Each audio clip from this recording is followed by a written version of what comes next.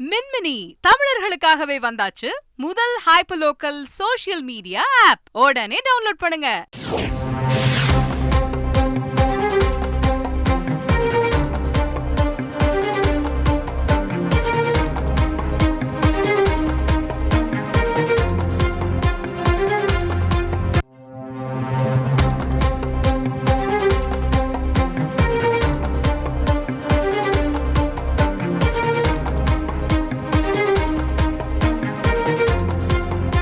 திருமதி சசிகலாவும் திரு ஓபிஎஸும் சந்தித்திருக்கிறார்கள். மிக நீண்ட காலத்துக்கு பிறகு நடக்கக்கூடிய சந்திப்பு இது என்பது குறிப்பிடத்தக்கது.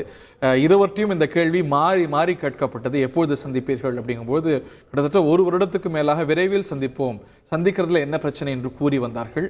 நேர்களுக்கு நினைவு இருக்கலாம், எம்ஜிஆர் நினைவு நாள் என்று நினைக்கிறேன். கடந்த மாதத்தில் இந்த ஒரு சந்திப்புக்கான சூழல் ஏற்பட்ட போதும் கூட இருவரும் அந்த சந்திப்பை தவிர்த்துட்டாங்க, அல்ல அந்த சந்திப்பு ஏற்படலை. இதே மாதிரி ஒரு நினைவகத்தில் அவங்க மரியாதை செலுத்த போன போது இந்த நிலையில் இன்று அண்ணா நினைவு நாள் என்று இருவரும் மரியாதை செலுத்த சென்ற போது ஓபிஎஸும் சசிகலாவும் சந்தித்திருக்கிறார்கள். இதை பற்றிய கூடுதல் விவரங்களோடு செய்தியாளர் லோகநாதன் ஓர்டி.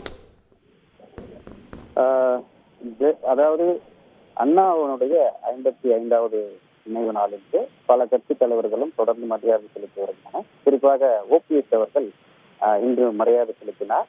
அவர் கிளம்பி செல்லும் பொழுது திடீரென இறங்கி ஜெயலலிதா மற்றும் எம்ஜிஆர் நினைவிடத்திலும் மரியாதை செலுத்தி இதன் பின்னர் சென்றார். அந்த அண்ணா சதகத்திலிருந்து வெளியே செல்லும் பொழுது சசிகலா அவர்கள் அங்கே எதிரே வந்தார். இந்த நிலையில ஓபிஎஸ் அவர்கள் தனது காரை விட்டு இறங்கி சசிகலாவை நேரில் சந்தித்து பேசினார்கள்.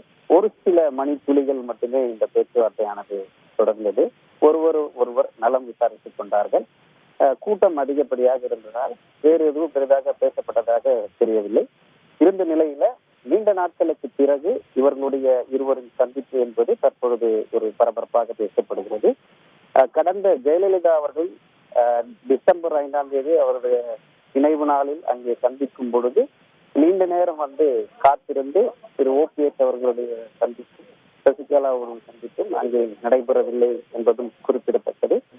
பல நாட்களுக்கு பிறகு மீண்டும் இந்த அணி இணைய வேண்டும் என்ற ஒரு சூழல் தொடர்ந்து சசிகலா அவர்கள் முன்னெடுத்து வருகிறார்.